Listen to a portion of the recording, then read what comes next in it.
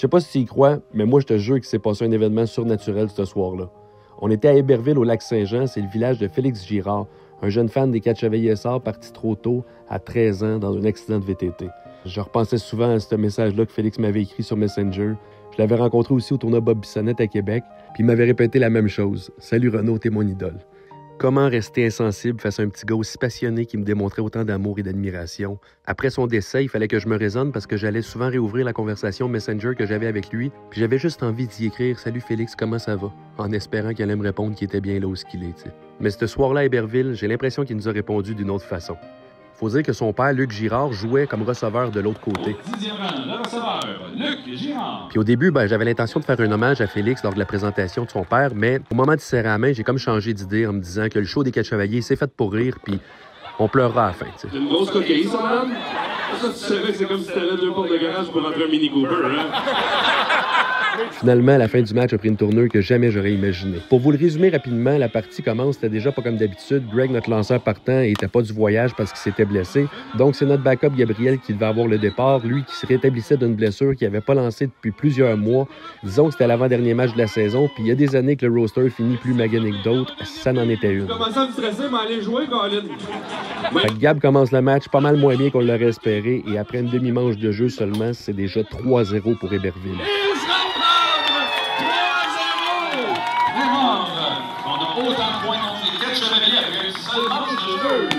Faut enlever de la pression à Gab et heureusement, on a réussi à faire résonner les bâtons avec un sentiment de soulagement, disons-le. 3-0, on revient 6-3. Mais Héberville revient fort avec le premier frappeur qui frappe un double à la Vladimir Senior avec un rebond au sol, style cricket, mais qu'on ne pouvait pas entendre dans la foule, qui était très bruyante et surtout très partisane pour son équipe locale. Hey, si t'étais un popcorn frappeur, j'aimerais ta saveur parce que t'as passé souvent dans le beurre. Il avait échappé le coureur de son membre. Et ça 4. Fin de deuxième, c'est quand même juste 6-4. Fallait s'acheter des points et pourquoi pas aussi s'acheter some flowers avec Miley Cyrus. Fait qu'on ouvre la machine avec des coups, des points, puis des coups de poing, un hit, un walk, puis un moonwalk. Et on complète une autre bonne manche offensive au grand plaisir des spectateurs. Bonne foule, la soirée, c'est le fun. Ça fait même la vague des estrades. Et on a la vague dans les estrades, mesdames, messieurs. Bien que les joueurs d'Héberville offraient des bons combats au bâton en faisant des fausses balles, leurs chances disparaissent en fumée en fin de quatrième alors qu'on sort les Rocketmen.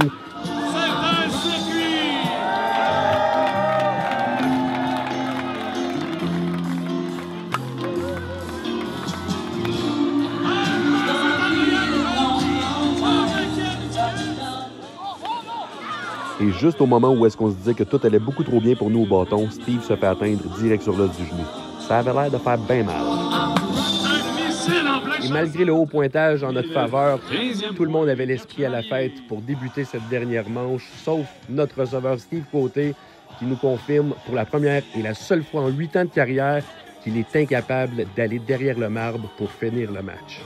Et là, dans cette situation-là, qu'est-ce qu'on fait? C'est qu'on demande à l'autre équipe de nous fournir son receveur. C'était qui d'autre que Luc Girard? À ce moment-là, j'ai l'impression que tout le monde s'est dit que Félix avait arrangé les choses du ciel pour réussir à vivre à travers son père un de ses rêves, celui de jouer pour les Quatre-Chevaliers-Essarts. Une petite pensée pour Félix, on peut l'applaudir. On pense à lui. Il nous regarde probablement d'en haut et il va être très fier de voir son père finir cette dernière manche-là en défensive comme receveur des Quatre-Chevaliers. Bon, faut dire que dans cette dernière manche-là, comme receveur, il n'y avait pas une grosse job à faire parce qu'on leur donnait des chances, on donnait des points. Luc devait seulement attraper les balles rapides de Gab sur le dernier frappeur pour ensuite finir avec une 3e prise du 2e but. Puis ça, on le réussit pas tout le temps, mais quand on le réussit, ça donne un maudit bon show pour finir. Le lanceur qui est prêt pour tenter de retirer du 2e. Le frappeur frôle tout juste la balle. Luc intercepte le foul tip dans son gant, 3e retrait. Applaudissements pour Gabriel et pour Luc! Comme on dit, c'était quoi les chances que tout ça se produise ce soir-là? C'est quoi les chances que ton receveur soit blessé? Il y a quelque chose vraiment. Quand on revoit le match dans notre tête, on se rappelle aussi qu'en fin de 3e, on avait déjà eu un drôle de signe. Moi pis Sting, ça fait 6 ans que ces battes-là nous suivent. Les deux sont passés aujourd'hui. C'est quoi les chances? Moi, je suis comme un gratteux. C'est ça. Moi, il est cassé une manche avant, ça veut dire qu'en théorie, pendant 6 ans, j'ai frappé un peu plus fort que Steve. En mémoire de Félix, on va le mettre ici, comme ça, à chaque fois qu'on va ouvrir la remorque, on va se rappeler de lui. Son visage était sur notre ancienne remorque. Et là, on a le petit sticker officiel de Félix. Félix est un grand fan des 4 chevaliers. Son père vient catcher à la dernière manche de la game. Je crois que du haut du ciel, Félix a arrangé cette fin de match-là. En tout cas, je sais pas si toi tu y crois, mais moi, ça me fait du bien d'y croire.